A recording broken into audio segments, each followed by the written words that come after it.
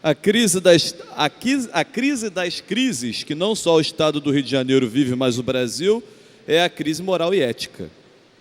Mais grave do que a crise financeira, mais grave que a crise de arrecadação econômica, a crise das nossas escolas, da nossa universidade do Estado do Rio de Janeiro, a crise da segurança.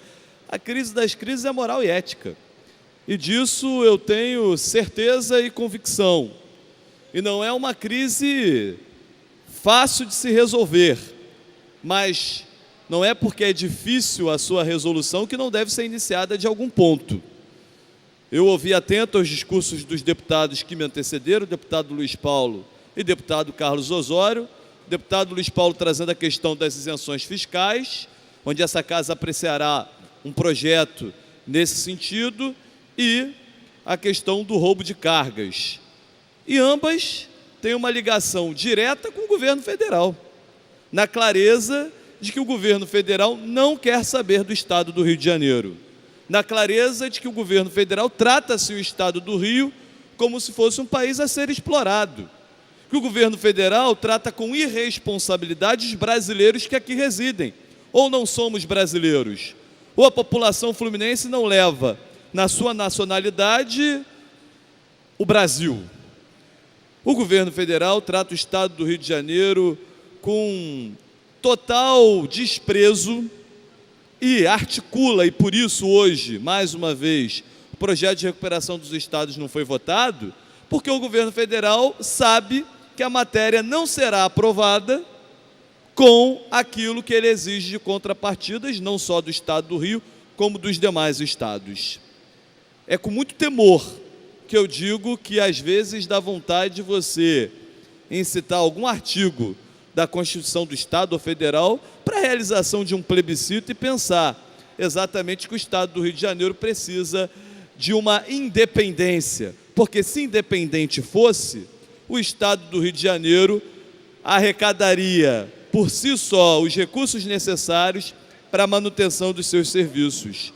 O Estado do Rio de Janeiro está sendo penalizado, por exemplo, no que diz respeito à Lei Candir, quando são 60 bilhões de reais a menos, que o Estado de devedor passa a credor.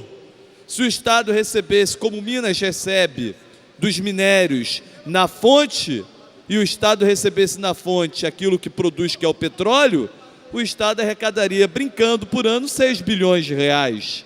É só fazer as contas que aquilo que o governo do Estado, aquilo que o Estado do Rio de Janeiro produz de arrecadação para o governo federal, não volta na mesma proporção para o Estado em investimentos a nível nacional.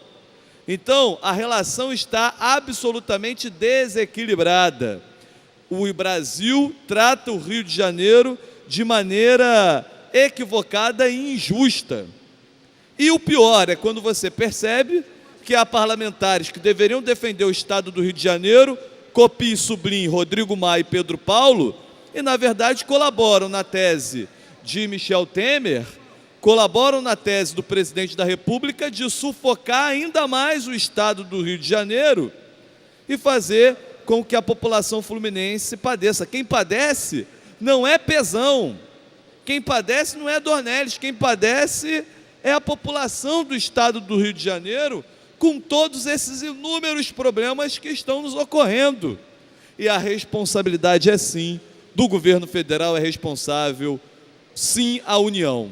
E, infelizmente, corresponsáveis alguns parlamentares que deveriam defender o Estado do Rio de Janeiro. Mas mesmo assim, deputado Paulo Ramos, eu quero aqui dizer que sou totalmente contrário a um projeto de um deputado chamado Flecha Ribeiro, se não me engano, do PSDB do Pará, que teve, inclusive, por parte do relator, o senador Anastasia, de ser favorável a um projeto de lei que tira 4 vagas de deputado federal do Estado do Rio de Janeiro. E por incrível que pareça, essas 4 vagas, sabe para onde vão? Vão para o Estado do Pará, cujo autor da lei é daquele Estado.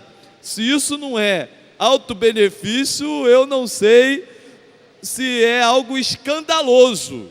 E o Rio precisa estar atento a essa questão, porque não é porque nossa representatividade pode ser fraca em alguns aspectos, como denuncio aqui, mas também não é admissível que o Estado do Rio de Janeiro perca 4 deputados federais da sua bancada por conta de um projeto de um deputado que quer beneficiar diretamente o seu estado, o Estado do Pará. Nada contra o Estado do Pará. Pelo contrário, acho que o Estado do Pará deve ter também a sua representatividade resguardada. Agora, não é cabível que alguém do próprio Estado queira beneficiá-lo em detrimento ao Estado do Rio de Janeiro, que vem perdendo, e não é de agora. Alguns, os mais antigos, até dirão, o Rio vem perdendo desde que perdeu o status de capital federal. Mas há esperança que o Rio tem jeito.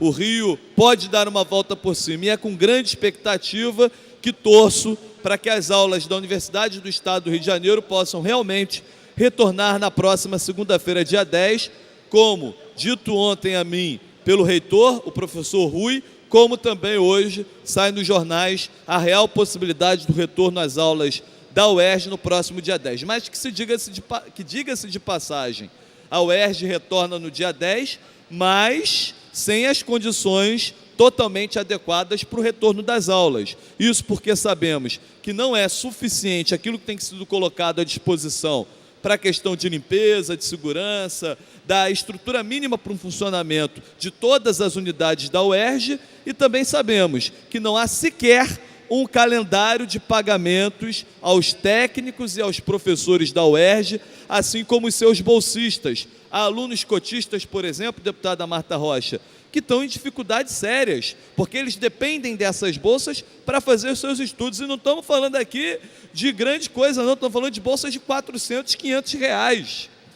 Os cotistas passam por imensas dificuldades, e não só os cotistas, outros bolsistas que muitas das vezes se dedicam exclusivamente aos estudos e que não estão em condições hoje de prosseguir sequer nos seus cursos, porque não tem o valor do transporte para se deslocar até a universidade, caso as aulas realmente retornem no próximo dia 10. Então o problema é muito mais grave do que parece. Não basta retornar às aulas com as questões estruturais resolvidas ou minimamente resolvidas. É preciso também ter um olhar claro para a questão dos pagamentos dos profissionais e também dos bolsistas. Mas a UERJ resistirá, a UERJ vai enfrentar com toda a força para poder retomar as suas atividades e provar que nunca foi intenção da Universidade do Estado do Rio de Janeiro ficar parada. Não parou porque quis, parou porque não tinha condições, e mesmo sem os salários